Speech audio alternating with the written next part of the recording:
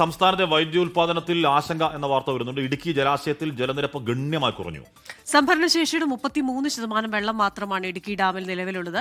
20% ജലനിരപ്പ് താഴ്ന്നാൽ വൈദ്യുതി ഉൽപാദനം നിർത്തും. 24 ബ്രേക്കിംഗ്. രാഹുൽ വിജയൻ വിവരങ്ങൾ ചേരുന്നു. രാഹുൽ, ലോഡ് ഷെഡിംഗ് ഇല്ലാത്ത കാലം എന്നുള്ളത് നമ്മൾ ഈ കഴിഞ്ഞ നിയമസഭാ തെരഞ്ഞെടുപ്പ് കാലത്ത് കാര്യമായി കേട്ടതാണ്. പക്ഷേ ഇപ്പോൾ ഇടയ്ക്കിടയ്ക്ക് ഇങ്ങനെ കറണ്ട് പോകുന്നുണ്ട്. 10-15 മിനിറ്റ് അവിടെ ഇവിടെയൊക്കെ കറണ്ട് ഇല്ലാതാവുന്നുണ്ട്. അന്വേഷിക്കുമ്പോൾ പീക്ക് ലെവൽ മാനേജ്മെന്റ് എന്തോ പറയുന്നത്, ലോഡ് ഷെഡിങ്ങിന്റെ വേറെ പേരാണോന്ന് അറിയില്ല. അതൊക്കെ ഈ പ്രതിസന്ധിയെ തരണം ചെയ്യാൻ മുൻകൂട്ടി ചെയ്യുന്നതാണോ രാഹുൽ?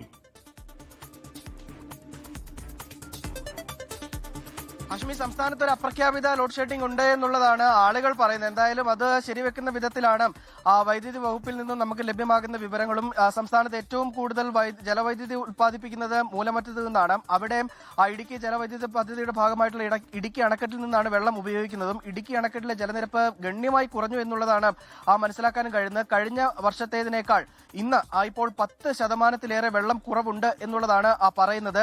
കഴിഞ്ഞ തവണ 43, അതായത് ഇടുക്കി ഡാമിന്റെ സംഭരണശേഷിയുടെ 43% കഴിഞ്ഞ തവണ ഈ സമയം വെള്ളം ഉണ്ടായിരുന്നെങ്കിൽ ഇത്തവണ അത് 33%-ലേക്ക് കുറഞ്ഞിരിക്കുന്നു എന്നുള്ളതാണ്. അതായത് 2333 അടിയാണ് ഏറ്റവും ഒടുവിൽ KEB തന്നെ പുറത്തുവിട്ടിരിക്കുന്ന കണക്കിൽ ഇടുക്കി അണക്കെട്ടിൽ വെള്ളമുള്ളത്.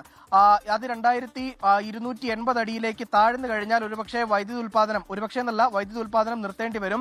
പെങ്സ്റ്റോപ്പ് പൈപ്പുകൾ ഉൾപ്പെടെ കടന്നു പോകുന്ന ലെവല് എന്ന് പറയുന്നത് 2280 അടിയാണ്. അതിന് താഴത്തേക്ക് ജലനിരപ്പ് പോയി കഴിഞ്ഞാൽ പിന്നെ വെള്ളം ഈ മൂലമറ്റം പവർ ഹൗസിലേക്ക് കൊണ്ടുപോകാൻ കഴിയില്ല. അതുകൊണ്ടാണ് വൈദ്യുതി ഉൽപാദനം നിർത്തേണ്ടി വരും എന്ന് പറയുന്നത്. ഡാമിൽ കാണാൻ വെള്ളം ഉണ്ടായിരിക്കും, പക്ഷേ വൈദ്യുതി ഉൽപാദനത്തിനുള്ള വെള്ളം കൊണ്ടുപോകാൻ കഴിയില്ല. അത്തരം ഒരു സാഹചര്യത്തിലേക്ക് പോകും. നിലവിൽ 10 ദശലക്ഷം യൂണിറ്റ്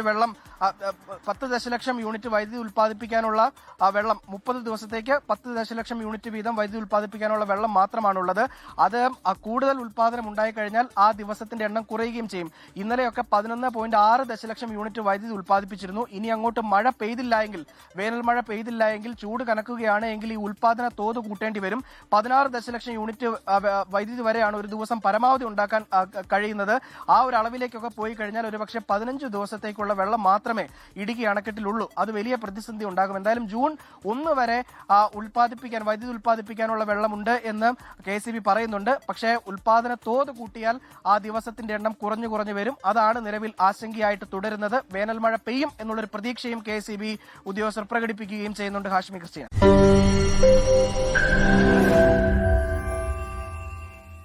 ലോകത്തെവിടെയായാലും ഏത് സമയത്തും 24 വാർത്തകളും ഓഗ്മെന്റഡ് റിയാലിറ്റി പാക്കേജുകളും എക്സ്പ്ലെയിനറുകളും വിശദമായി കാണാൻ ഞങ്ങളുടെ യൂട്യൂബ് ചാനൽ നിങ്ങൾക്ക് സബ്സ്ക്രൈബ് ചെയ്യാം.